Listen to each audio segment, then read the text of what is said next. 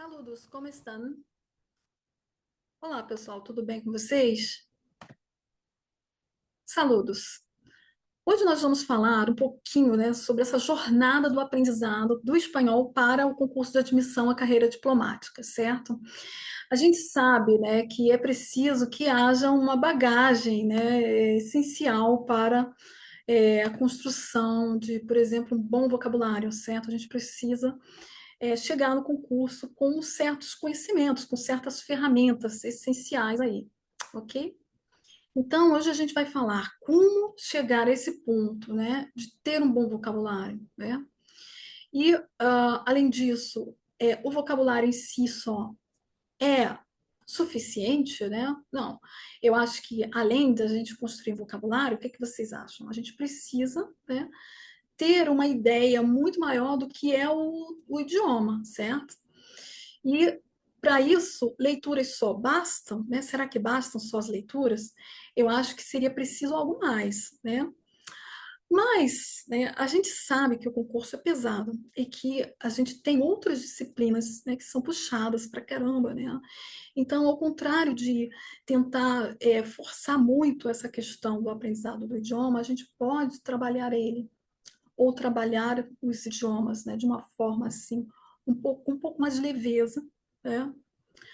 Mas de uma forma sistemática, né? Não é que a gente vai pegar e estudar de vez em quando, não, eu preciso, gente, a palavra para o aprendizado de qualquer idioma, principalmente para esse concurso, é a sistematização do estudo. E o que, que eu quero dizer com a sistematização, né? Tem que haver uma certa frequência, né, de estudos, né? Os estudos têm que ter metodologia, né?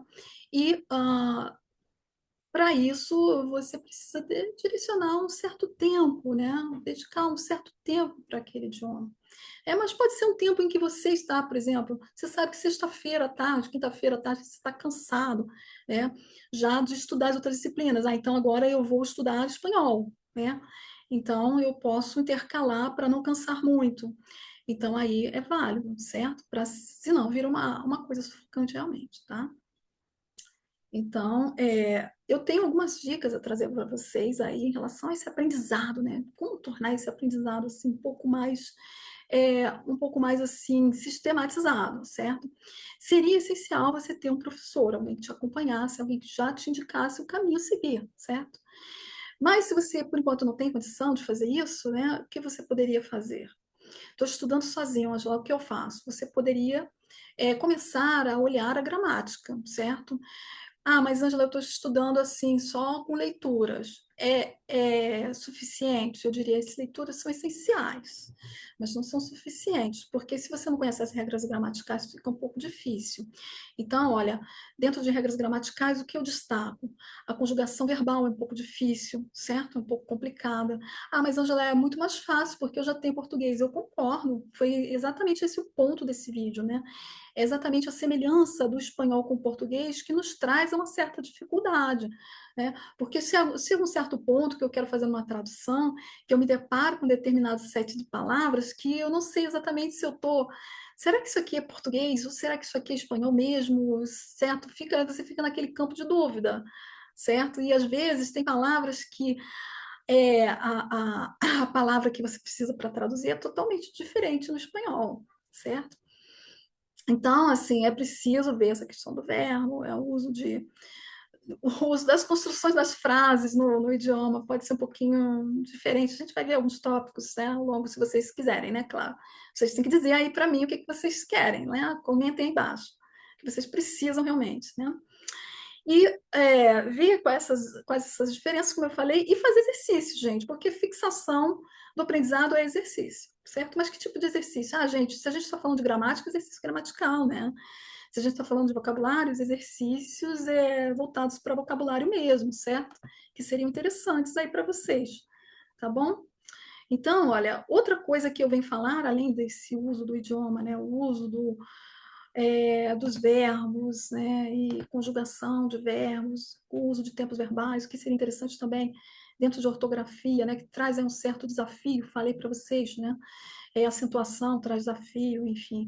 E a nossa tendência também, em outro sentido, né, é automatizar muito essa escrita, né? A gente vai traduzindo assim, e de repente a gente começa a colocar palavras ali, como eu disse, que não são espanhol mais, ainda são português, certo?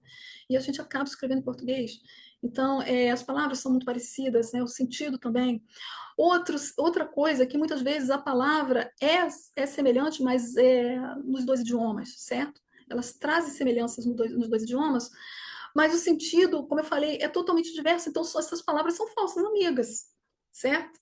Então, essas palavras são falsos cognatos.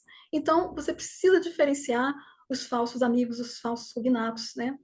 E é essencial saber isso para não se enrolar na hora de fazer uma tradução, certo? Mas isso é tudo, Angela, que eu preciso? Claro que não, precisa muito mais. Mas a gente vai falar encontros, né?